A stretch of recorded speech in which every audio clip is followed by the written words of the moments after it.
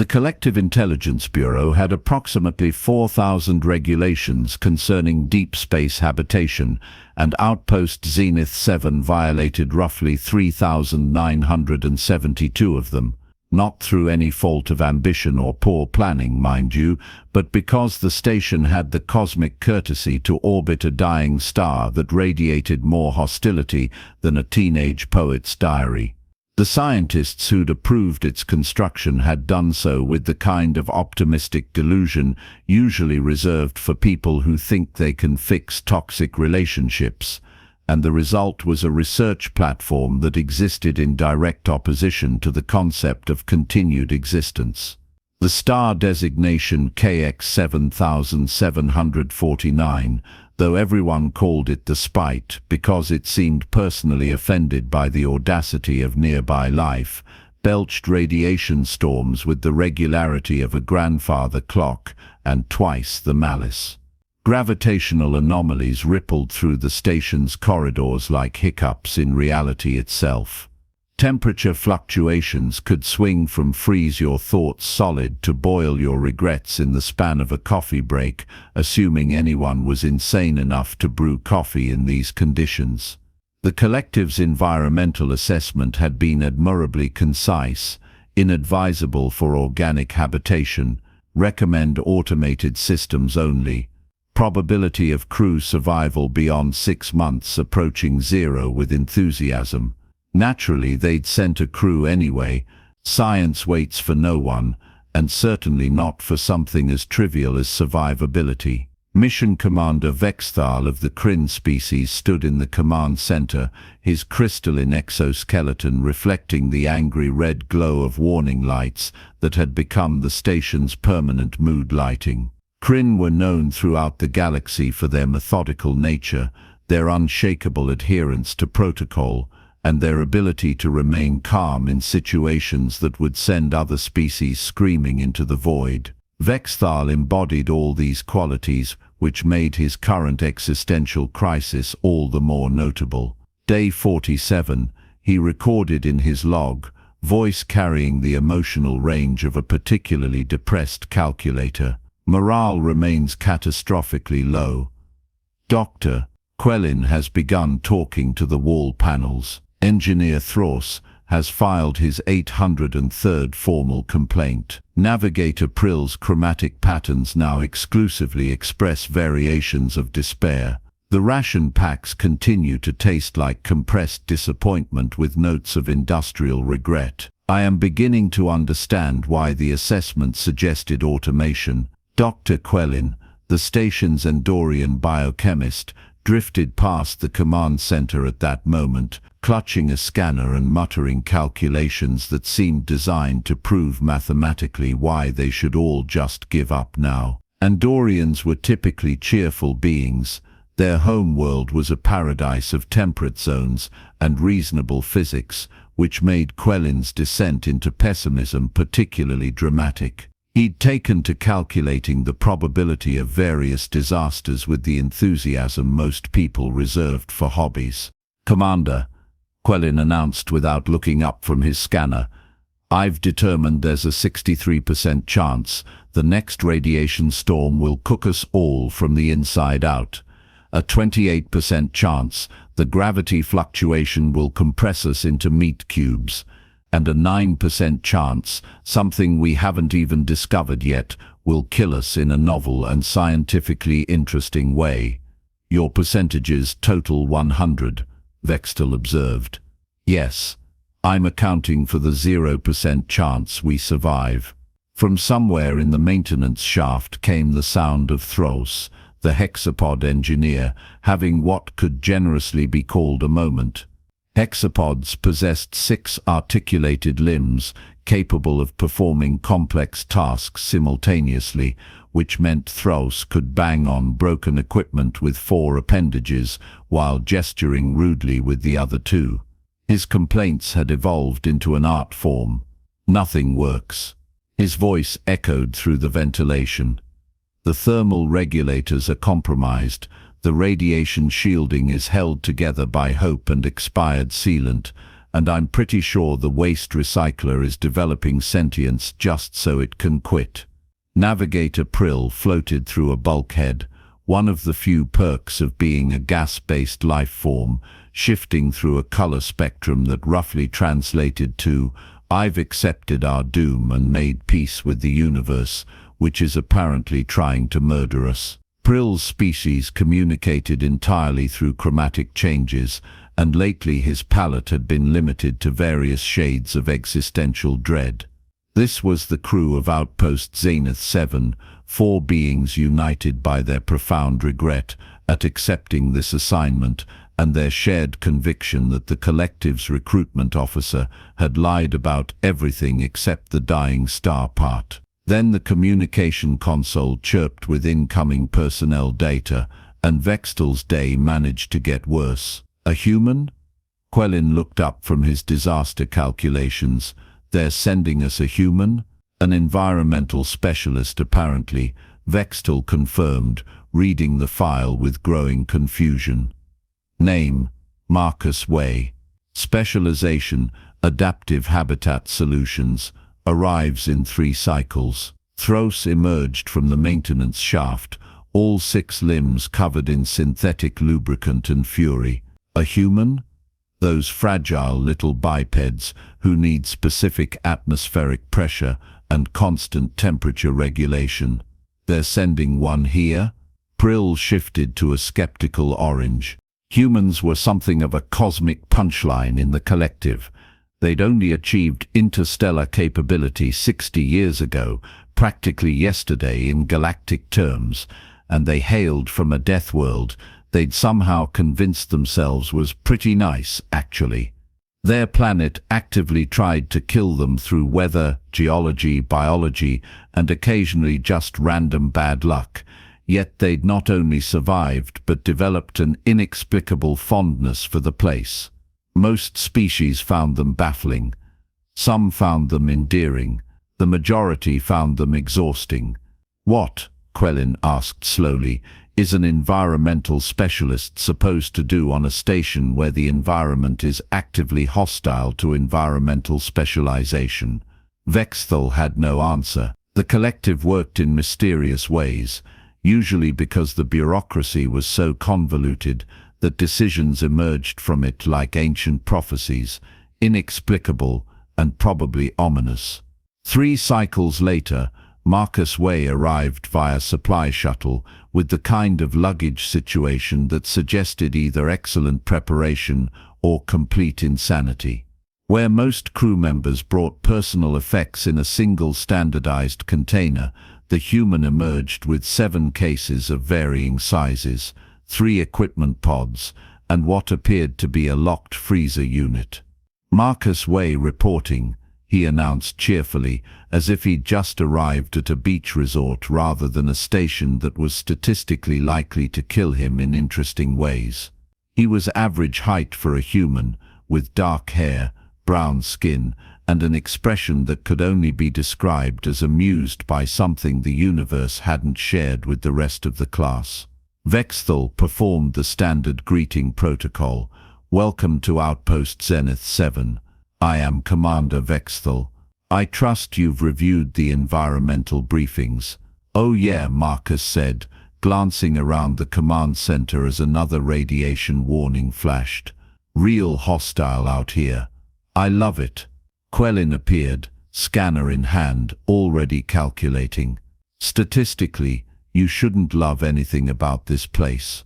The conditions are challenging." "Sure." Marcus was already moving his luggage toward the crew quarters, navigating the corridor with the ease of someone who'd apparently decided not to be bothered by things like imminent death. But challenges are just problems that haven't met the right solutions yet. "Speaking of which, Commander, I'm going to need access to the waste recycling system, the unused storage bay in Section 7, and whatever equipment manifests you've got lying around." Vextel's exoskeleton did the Kryn equivalent of a confused tilt. "The waste recycling system, and the storage bay. Also, I'll be requisitioning some materials. Nothing fancy, just soil compounds, supplemental water purification, atmospheric regulators, and about 40 kilograms of seeds. The silence that followed was the kind that occurs when everyone present simultaneously questions reality. Seeds, Thros repeated flatly. You want to bring seeds to a station where plants would be flash-frozen, irradiated, and gravitationally crushed within seconds of existing. Marcus's smile suggested he knew something they didn't, which was either confidence or the first sign of space madness. Smart money was on the latter. Trust the process. Oh, and that storage bay. I'm converting it. Hope that's cool. Converting it into what? Vexthal asked. You'll see. It's going to be great. It was not, by any conventional measure, great. Over the following weeks, Marcus Way became the station's most baffling mystery. He worked odd hours, hauling equipment into the storage bay and sealing it behind locked doors. He made inexplicable requests for things like full-spectrum lighting arrays and thermal oscillation dampeners. He spent hours studying the station's environmental readings with an expression that shifted between calculation and what looked disturbingly like excitement. The crew's patience eroded faster than the station's hull shielding.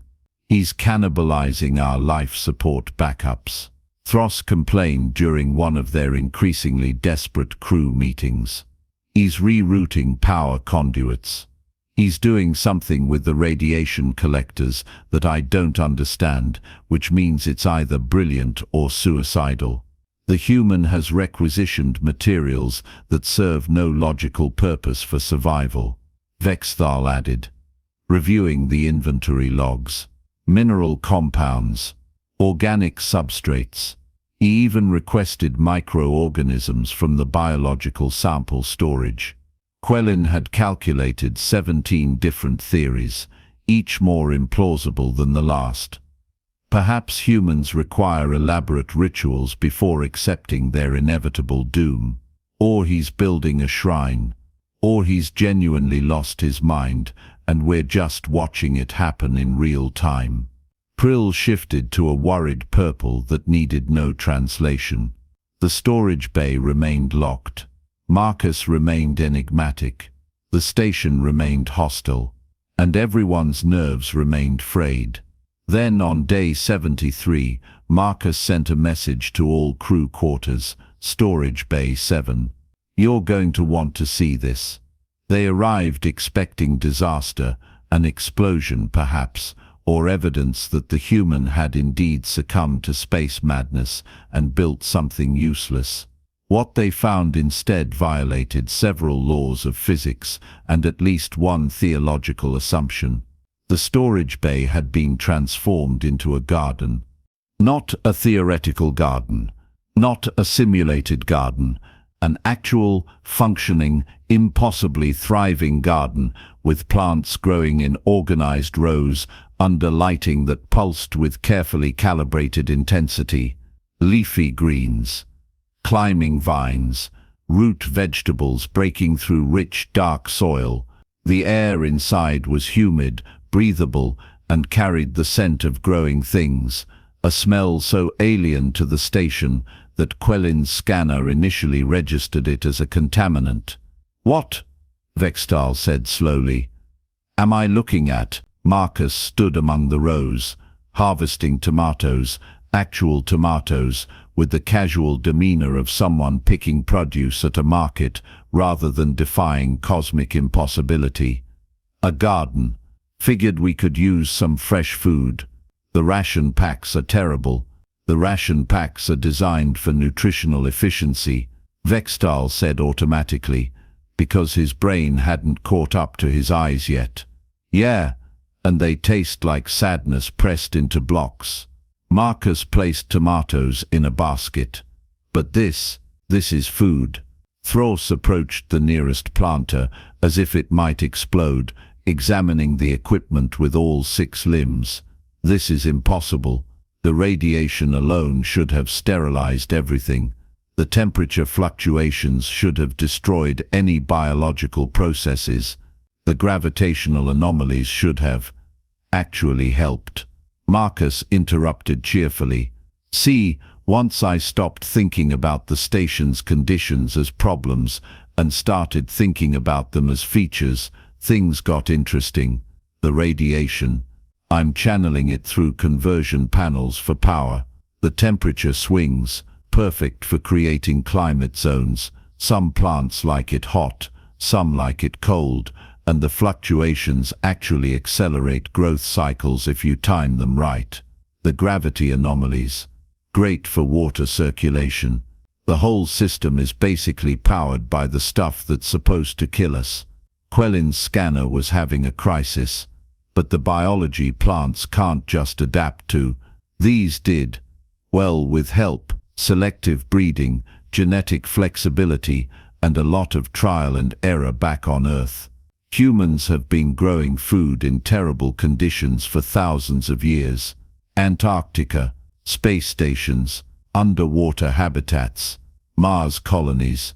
You'd be amazed what you can grow when you're stubborn enough. Prill drifted closer, shifting through colors that expressed awe, confusion, and something that might have been hope. This is the most scientifically fascinating thing I've seen in my entire career, Quellin admitted, and also the most disturbing violation of established principles I've ever witnessed. Speaking of which, Marcus said, gesturing toward the exit, you should probably see the other thing. The other thing was a kitchen. Marcus had converted an auxiliary storage room into a fully functional cooking space, complete with equipment that shouldn't exist on a research station and definitely shouldn't be producing the smells currently wafting through the corridor. Real smells. Food smells. The kind of aromas that triggered primal responses in species that had evolved beyond such basic pleasures, but apparently hadn't evolved beyond missing them desperately. I've been working on this for a couple weeks, Marcus explained, moving between heating surfaces with practiced ease. Figured out how to supplement the garden produce with creatively repurposed rations. Turns out if you break down those nutrition blocks and recombine them with actual ingredients and proper cooking techniques, you can make them almost taste like food. On the counter sat prepared meals, actual plated meals, arranged with care that suggested someone gave a damn about presentation. Vexthal stared. His species didn't technically need to eat in the conventional sense. Kryn absorbed nutrients through environmental exposure, but even he found himself drawn to the display. Try something, Marcus said simply. Quellin approached first, his pessimistic nature apparently unable to resist curiosity. He selected something that resembled a vegetable medley and took a cautious bite. His expression transformed through several stages: suspicion, surprise, disbelief, and finally something that looked dangerously close to joy. This tastes like, I haven't had real food since we arrived. I forgot food could taste like anything except regret. Thros reached out with 4 limbs simultaneously, sampling different dishes with the kind of desperation that comes from months of ration packs. All 6 appendages began trembling as his taste receptors processed actual flavors. By the ancients, this is incredible. I'm experiencing emotions I thought I'd suppressed. Prill floated through the spread, his chromatic display cycling through colors so rapidly it looked like a festival celebration. The message was clear: this was the best thing that had happened in months. Vexthal selected a simple grain dish and consumed it according to his species' method. The nutrients registered. The flavors registered. Something else registered too, something his protocol-focused mind hadn't accounted for. Satisfaction. Comfort. The sense that someone had cared enough to make survival feel less like endurance and more like living. You built a garden and a kitchen, Vexthal said quietly, on a station designated uninhabitable. Yeah. Marcus served another round of portions. Here's the thing everyone seems to forget. Survival isn't just about meeting minimum requirements. It's not about calculating the lowest threshold for existence and then living there. That's not living. That's just not dying, which is technically different. He gestured around the small kitchen, at the crew members experiencing actual pleasure for the first time in months. Humans figured this out a long time ago. We came from a planet that tried really hard to kill us. Still does, honestly. We've got weather that can freeze or roast you, geology that likes to shake things up literally, oceans that want to drown you, and don't even get me started on the wildlife. But you know what we learned? You can survive in terrible places if you're stubborn enough, but you can thrive in them if you make them home. Home, Quellen repeated, as if testing the word. Home means more than shelter. It means comfort, community, good food, things that make you want to keep going instead of just continuing, because the alternative is worse. Marcus refilled plates as he talked. The collective looks at a place like this and calculates minimums. Minimum air, minimum nutrition, minimum everything. Then they wonder why crews go crazy after a few months. Thros was on his third serving, having apparently abandoned all dignity. The efficiency reports did note psychological degradation as a primary concern. Right. Because you can't just feed people compressed disappointment and expect them to maintain mental health. The body survives, sure, but everything else withers. Marcus leaned against the counter, watching the crew eat with visible satisfaction. Back home, we've got research stations in some of the most hostile places on Earth. You know what they all have in common? Kitchens. Good kitchens. Because the scientists figured out pretty quickly that food is culture, comfort, and therapy all rolled into one. You can endure almost anything if you've got a good meal waiting at the end of the day. Vexthal processed this while consuming his second portion, an action he would later deny in official reports. The collective's guidelines focus entirely on physiological requirements. And that's why crews on stations like this barely make it 6 months before requesting transfers. Marcus began cleaning the cooking surfaces. People aren't just biological machines. We're complicated. We need more than nutrients and oxygen. We need reasons to care about tomorrow beyond statistically likely to survive another day. Prill shifted to a warm golden color, and remained there, the chromatic equivalent of a contented sigh. Look at you all, Marcus continued. When I got here you were going through the motions, doing your jobs because that's what you do, but not really living. Now you're tasting actual food, and remembering why existing can be nice sometimes. That's not weakness. That's human wisdom, and humanity learned it the hard way. By refusing to accept that some places were uninhabitable, Quellen said. Exactly. Our ancestors looked at frozen wastelands and said, I'm going to live there and I'm going to like it. They looked at deserts and mountains and swamps and said the same thing. Then they figured out how to make it work. Not just survive, thrive. We're really good at being stubborn in creative ways. This station was rated uninhabitable, Vexthal noted. Marcus grinned. By people who gave up too easily. Over the following months, Outpost Zenith-7 transformed in ways that confused the collective's bureaucrats and delighted everyone actually living there. Crew efficiency increased 47%. Psychological evaluations improved dramatically. Equipment malfunctions decreased as people maintained systems with actual care rather than resentful obligation. The station that should have broken its crew instead became something approaching functional. Marcus trained the others in basic cooking techniques, turning meal preparation into a social activity. Quellen discovered he enjoyed baking. who knew Andorians had a talent for bread. Thros developed a specialty in soups that utilized all 6 limbs in preparation. Even Vexthal participated, learning to combine flavors according to precise protocols that were nevertheless creative. The garden expanded. Marcus kept adding sections, each one exploiting different environmental quirks. A berry patch thrived in what should have been lethal radiation exposure. Herbs grew in temperature zones that fluctuated wildly. Root vegetables developed in gravity wells that made no conventional sense.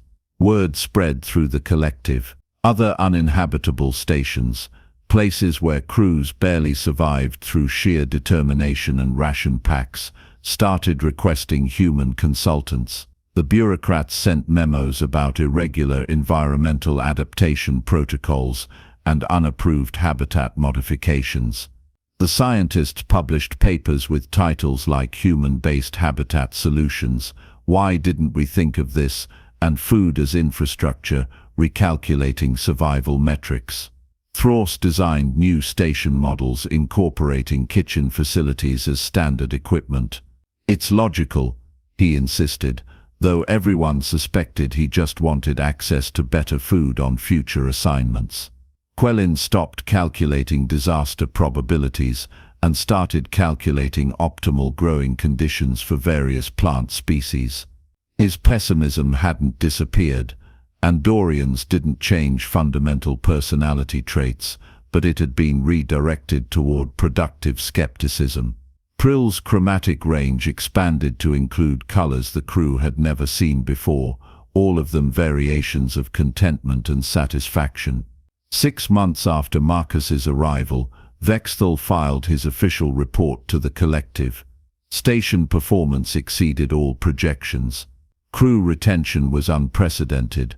Morale remained stable despite environmental hostility.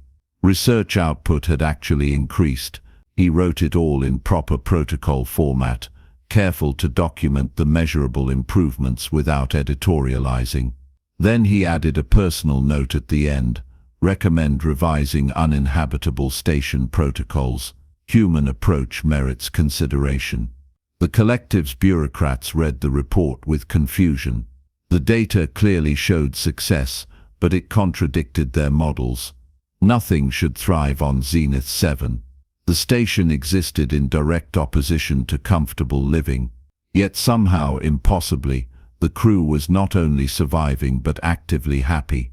One administrator sent a query, but the environmental data clearly indicated nothing could live there. Vexthal's response was brief. The human disagreed. On Outpost Zenith-7, in a garden that shouldn't exist, Marcus Way harvested vegetables while humming something that might have been an old Earth song. Outside, the Spite unleashed another radiation storm, the kind that should have sterilized everything and everyone. Warning lights flashed. Alarms chirped. The station's shields absorbed punishment that would make most engineers weep. Marcus didn't even look up. He was focused on tomatoes. In the kitchen, the crew gathered for evening meal, a tradition that had somehow become sacred, despite not appearing in any official schedule. They cooked together, combining techniques from 4 different species and 1 stubborn human. The food was excellent.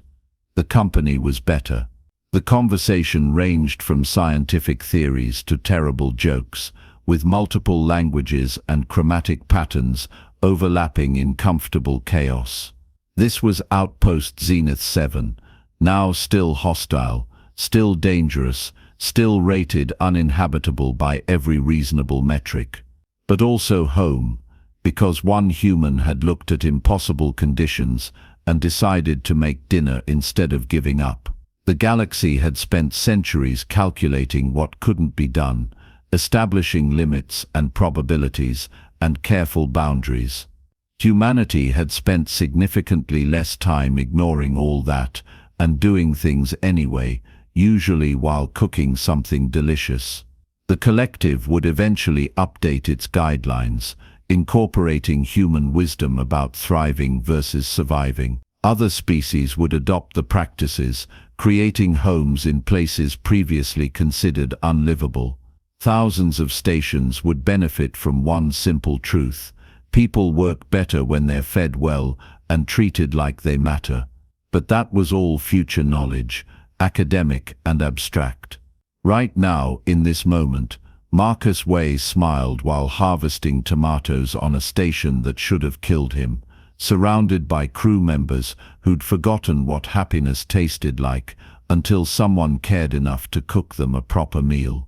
The universe continued its hostility. The star kept spewing radiation. The conditions remained objectively terrible, and in defiance of all logic and reason, everyone sat down to dinner and enjoyed it immensely. The command had said nothing could live there. The human had built a kitchen, fed everyone, and smiled. Turned out stubbornness and good food could triumph over cosmic hostility, statistical improbability, and bureaucratic pessimism combined. Who knew? Well, humans did. They'd known for thousands of years. The rest of the galaxy was just catching up, one meal at a time.